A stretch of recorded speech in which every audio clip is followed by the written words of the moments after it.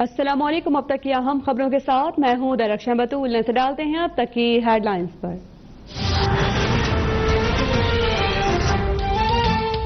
افغانستان کے شہر جلال آباد میں پاکستانی قونصل خانے کے باہر دھماکہ، پولیس اہلکار سمیت 3 افراد زخمی۔ دفتر خارجہ کے مطابق قونصل خانے کا تمام عملہ محفوظ رہا۔ قونصل خانے کی سیکیورٹی بڑھانے کے لیے افغان حکام سے رابطہ۔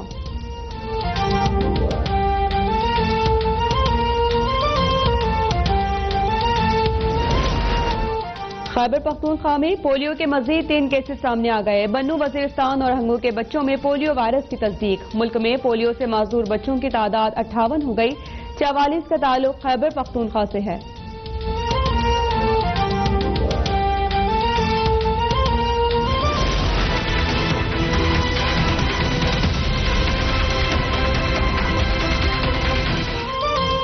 کراچی میں کچرے کے انبار، دن میں مکھیوں، رات میں مچھروں کی الغار۔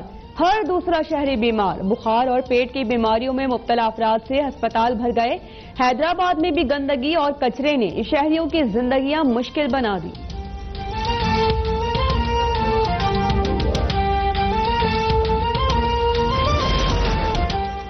احسن آباد کراچی میں تجاوزات کے خلاف آپریشن پر احتجاج۔ گلشن بروہی گوٹ میدان جنگ بن گیا۔ مشتعل افراد نے جلاؤ گھراؤ کے دوران 2 گاڑیوں اور 2 دکانوں کو آگ لگا دی۔ صورتحال پولیس سے بے قابو ہونے پر رینجرز کی بھاری نفری بھی پہنچ گئی۔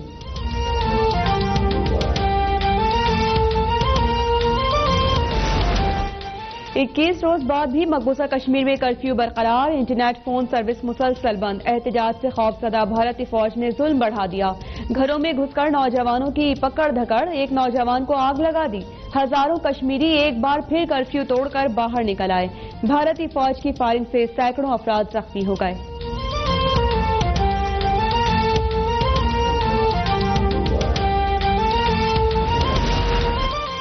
کشمیری بھارت کے خلاف اٹھ کھڑے ہوں، مکمل آزادی تک جد و جہد جاری رکھنا ہوگی۔ بھارتی فوج مارنے کے لیے اور کشمیری احتجاج کے لیے تیار ہیں۔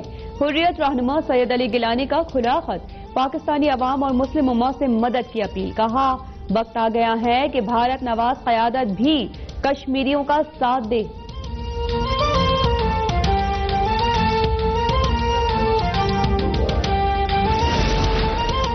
متحدہ عرب امارات پاکستان کا دوست اور کشمیر کے موقف پر ساتھ ہے۔ اماراتی وزیر خارجہ سے جلد ملاقات کا امکان ہے۔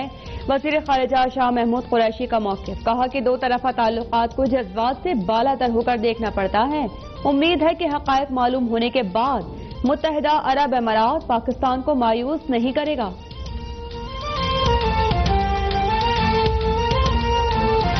اگر آپ جنگ چاہتے ہیں، ہم جنگ کے لیے کھڑے ہیں۔ ہم تمام حالات کے لیے تیار ہیں اور انشاءاللہ تعالی آپ کو، اگر آپ ہمیں انگلی دکھائیں گے، ہم آپ کا ہاتھ توڑنے کی صلاحیت رکھتے ہیں۔ اگر آپ ہمیں مکہ دکھائیں گے، ہم آپ کا جبڑا توڑنے کی صلاحیت رکھتے ہیں۔ تو ہمیں اس طرف اگر جانا پڑے گا، آپ لے کے جائیں گے تو ہم ادھر چلے جائیں گے۔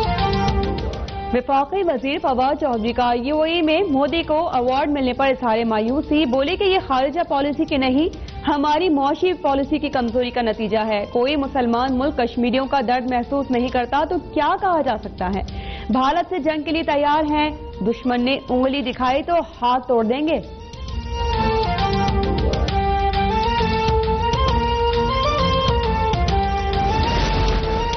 پشاور میں جماعت اسلامی کی کشمیر بچاؤ ریلی، ہزاروں افراد کی شرکت۔ بھارت کے خلاف اور کشمیریوں کے حق میں شدید نعرے بازی۔ کشمیر کا مسئلہ پاکستان کے لیے زندگی اور موت کا معاملہ ہے۔ حکومت امریکہ پر بھروسہ کرنے کے بجائے بھارتی ظلم پر آگے بڑھے۔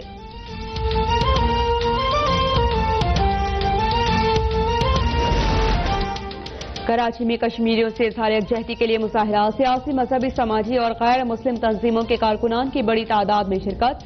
ٹھٹا میں مسیحی برادری بھارتی مظالم کے خلاف سڑکوں پر نکل آئی۔ ملتان، سکھر، دادو اور قمبر میں بھی بھارت کے خلاف مظاہرے۔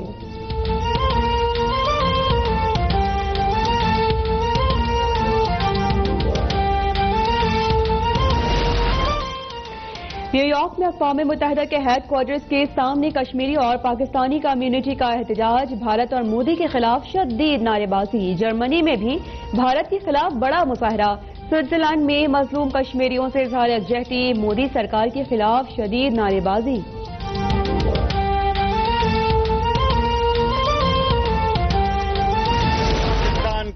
عہد ہے کہ ہم اس خطے میں ہندوستان کی حکمرانی کے خواب کو پاش پاش کر دیں گے.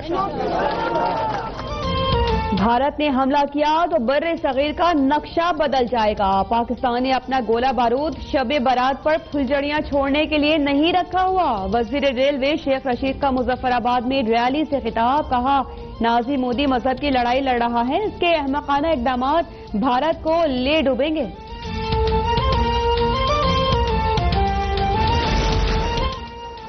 مودی نے پورے کشمیر کو جیل بنا دیا. آج تک کشمیریوں پر ایسا ظلم ہوتا ہوا نہیں دیکھا. بلاول بھٹو کی پریس کانفرنس. کہا کہ مودی کو دیگر بھارتی وزرائے اعظم کی طرح سمجھنا بہت بڑی غلطی ہوگی. ملک کو جمہوری وزیر اعظم کی ضرورت ہے. حکومت ناکامیاں چھپانے کے لیے اپوزیشن کو دیوار سے لگا رہی ہے.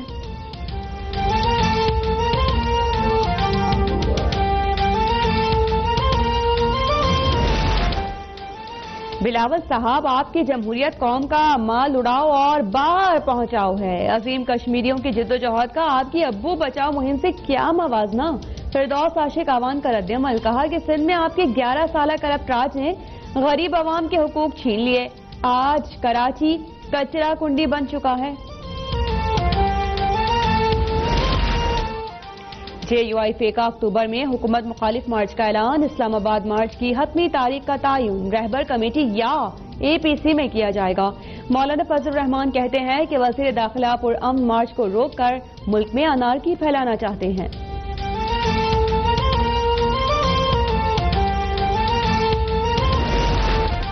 وزیر اعظم عمران خان کا گورنر ہاؤس نتھیا گلی عوام کے لیے کھولنے کا اعلان. کہا کہ گورنر ہاؤس سمیت تمام ریسٹ ہاؤسز کھول دیے ہیں. عمارتوں کی تزئین و آرائش پر کروڑوں روپے خرچ کیے جاتے تھے. اب یہ حکومت کے لیے آمدنی کا ذریعہ بنے گی. نتھیا گلی کے عالیشان گورنر ہاؤس کی ویڈیو ٹویٹر پر شیئر.